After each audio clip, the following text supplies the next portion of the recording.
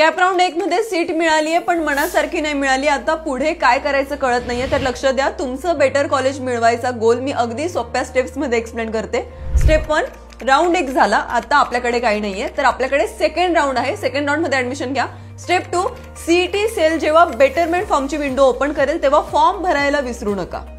Step 3, form भरताना तुमचं college आणि ब्रांच प्रेफरन्सेस परत एकदा नीट विचार करून अरेंज करा आणि हा तुमचा गोल्डन चान्स आहे, लक्षात ठेवा। स्टेप 4, बेटरमेंट राऊंड मध्ये जर तुम्हाला बेटर सीट मिळालं तर जुनं सीट ऑटो कॅन्सल होईल आणि जर काही चेंज नाही झाला तर जुनी सीट कायम राहील, so no tension, no loss. Step 5, better seat मिळाल्यावर लगेच त्या कॉलेजला रिपोर्ट करून ऍडमिशन कन्फर्म करावं लागेल तुम्हाला। टाइम मिस केला तर सीट मिस होईल।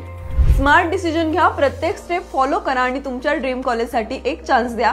अजूनही तुमच्याकडे लिस्ट रेडी नसेल आणि तुम्हाला वाटत असेल की या राऊंड मध्ये नाही पण ऍटलीस्ट पुढच्या राऊंड मध्ये आपल्याला चांगली सीट मिळावी, तर मग चांगली प्रेफरन्स लिस्ट आणि कॉलेज लिस्ट